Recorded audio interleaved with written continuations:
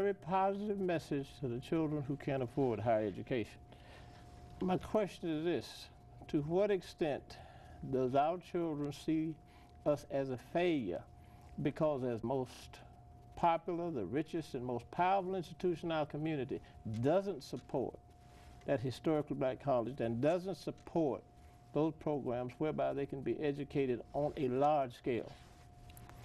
Listen, you're coming right down my street now, because one of the things I talk about in my book, Why Most Black Churches Fail Most Black Men, is the same point of how people spend so much time in church. There is no opportunity, particularly for men, to mobilize outside of church to do these types of things.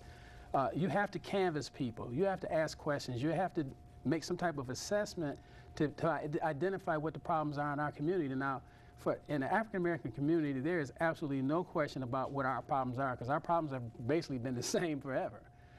Education, in terms of a partnership with a church, makes all the sense in the world. But what happens, to me, where the impasse comes is that there's going to have to be some accountability, particularly as it relates to finances. Now, I know Dr. Sam ain't going to like me saying this, but I'm just going to come right out and say it.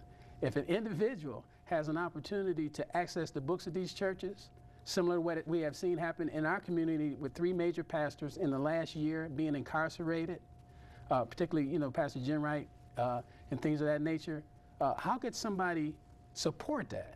Well, this man has blatantly robbed the people. He has taken money. Look, how could you be put in a situation where you can say, we're going to partner with Johnson C. Smith, where we have a perfect opportunity here in the city of Charlotte for Johnson C. Smith or Barbara Scotia.